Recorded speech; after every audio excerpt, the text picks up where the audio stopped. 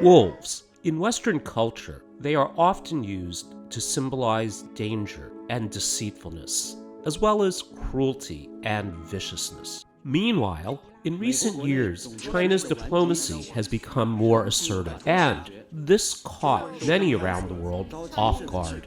And to depict this in the most negative light, some Western journalists call it wolf warrior diplomacy. So the public will automatically fear and despise China, like they have been unconsciously conditioned to fear and despise wolves. I'm Andy Mock, a senior research fellow at the Center for China and Globalization and a commentator at China Global Television Network. Let's look at how they arrived at this term and why it matters. Wolf Warrior 2, what some call a Chinese version of Rambo, became the first film to gross more than $600 million at the Chinese box office and became the highest grossing non-English film of all time. It also gained global attention as China's entry for Best Foreign Language Film at the 90th Academy Awards. This movie was not only a smashing commercial success, but also heralded a China that was no longer weak and the victim of malign foreign forces. In China, many say, 中国站起来, 富起来, 强起来. And Wolf Warrior 2 became the emblem of this idea. Does this matter if Western media tries to portray Chinese diplomacy as dangerous, deceitful, and wicked?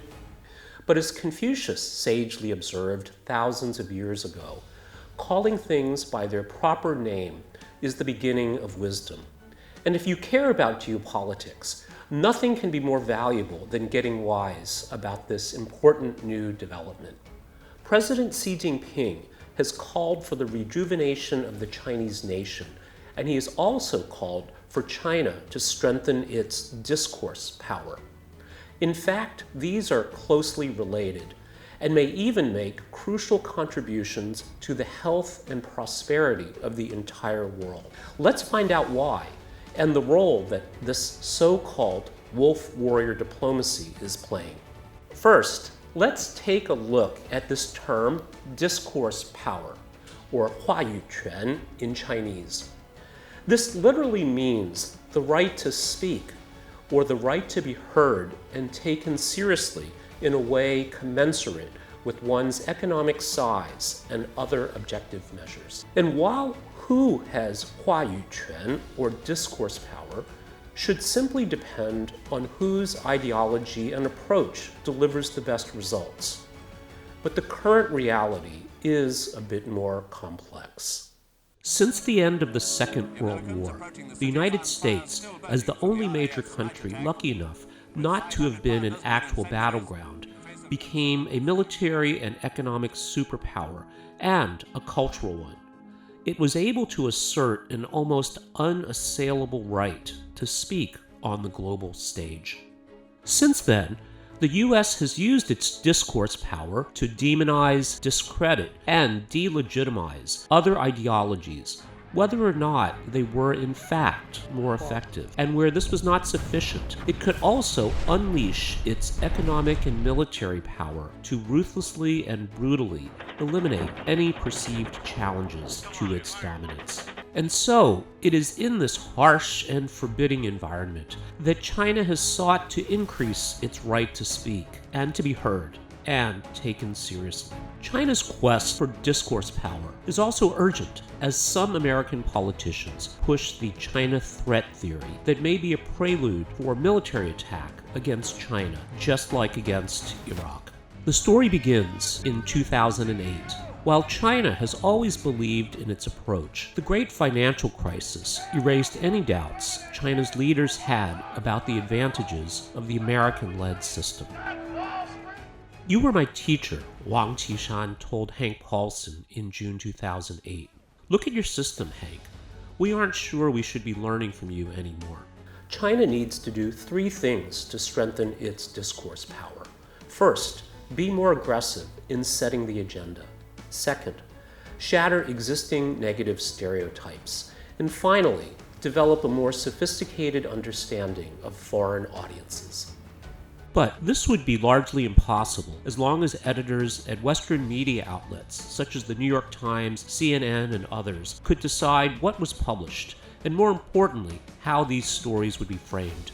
But the gates to the Western media citadel started to crack on July 15, 2006, the day Twitter was officially launched.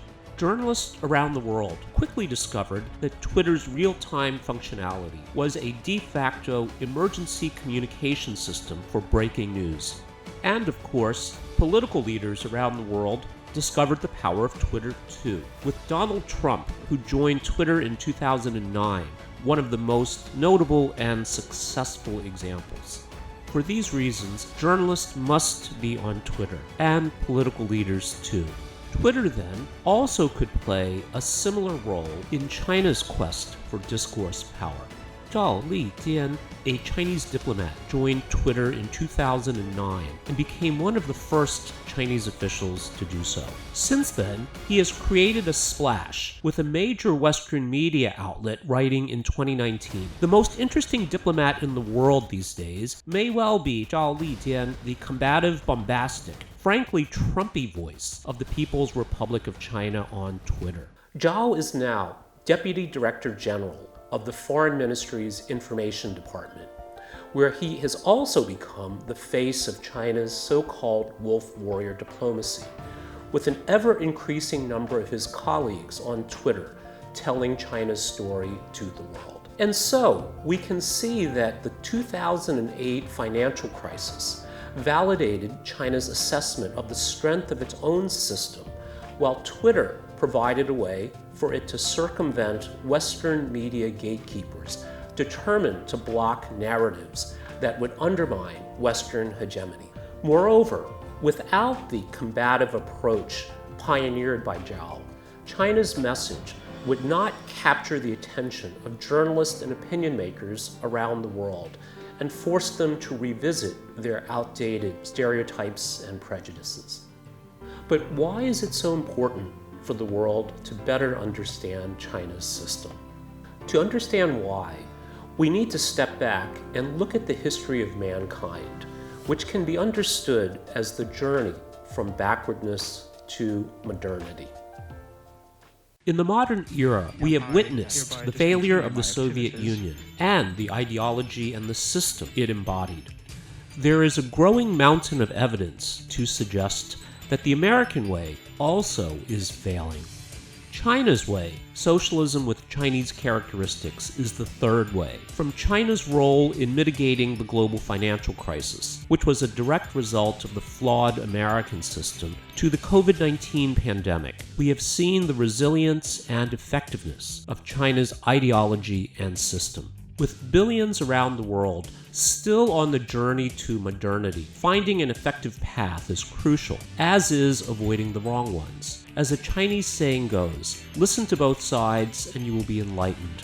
Why not lend an ear to China and find out the truth ourselves? China's quest for discourse power and the role played by Zhao Lijian and the other so-called wolf warriors is not just good for China. But as many still await the benefits of modernity, and the world faces daunting challenges like climate change, cybersecurity, and pandemics, an unbiased and open view to all approaches is vital. And this can only be achieved if China's voice is heard clearly all around the world.